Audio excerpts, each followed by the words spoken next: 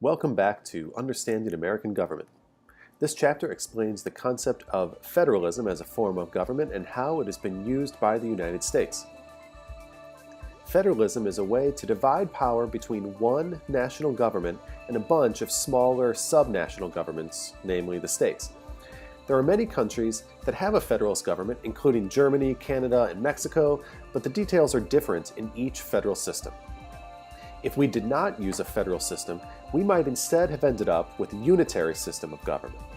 Unitary systems give all the power to the national government, which can then give some of the powers to lower governments if it really wants to. Our founding fathers briefly considered this, but it was never really taken seriously. We instead chose federalism, and so did many other countries in history. By the end of the 20th century, most of the world was ruled by federalism, which makes it sound like federalism must work pretty well. It does, usually, but this type of government can also fall apart, as in Iraq and the Soviet Union. When the Founding Fathers decided on federalism, it was, of course, a compromise, like most things related to our country's beginning. Some people were afraid that the central government would be too strong, others were afraid it would be too weak. They decided on a system of dual federalism that would combine a strong central government with a League of States with their own powers. The Supremacy Clause is in place to make sure that national laws are the highest of the land, but the 10th Amendment is there to limit the federal government by leaving many powers to the states.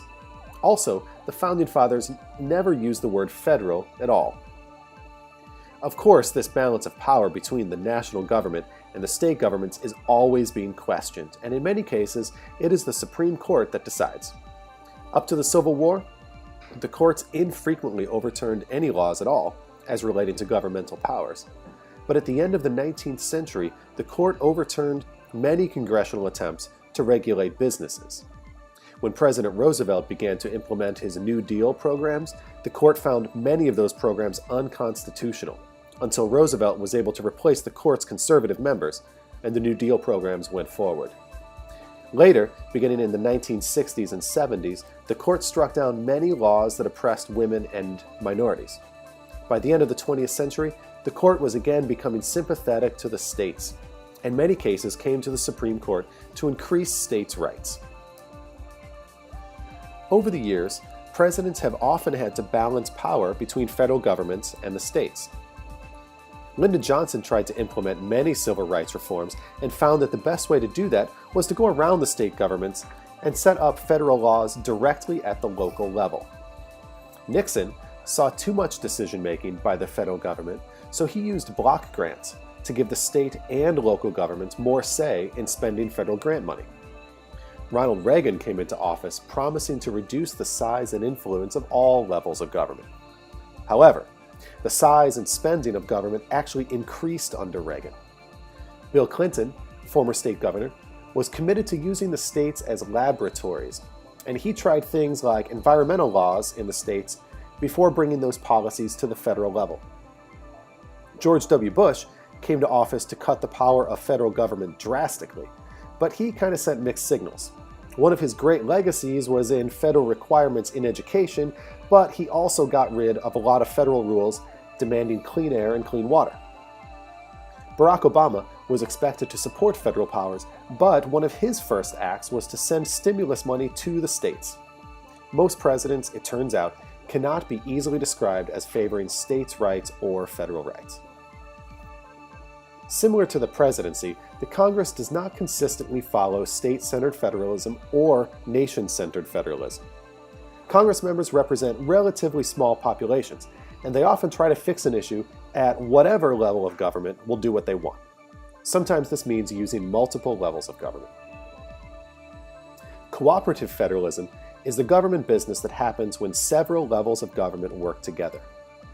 For example, planning and building highways will involve federal and state budget money, federal and state input on planning, and federal, state, and local governments contributing the workforce. One of the great examples of federal-state cooperation is in disaster relief, which is overseen by FEMA. One of their great accomplishments was the cleanup and the repairs at the World Trade Center after September 11th. But just a few years later, FEMA failed massively in the aftermath of Hurricane Katrina. No surprise, but one of the biggest sources of conflict between state powers and the national government is money and funding for projects.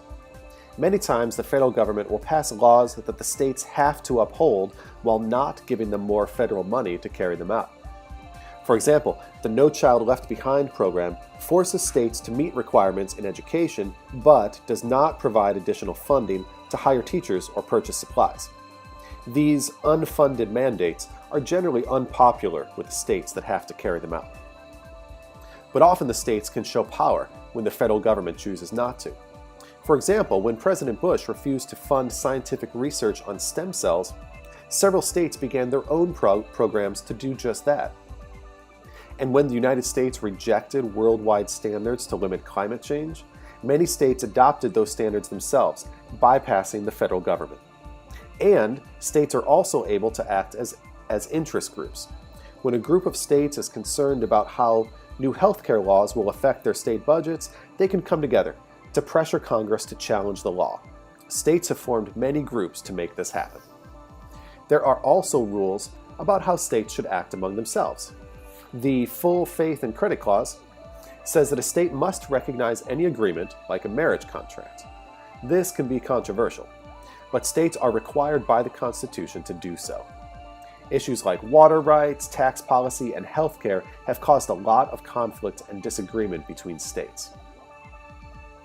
The size differences between the federal government and the state and local governments is obvious, and you might think that people would be more in touch with the smaller and closer state and local governments.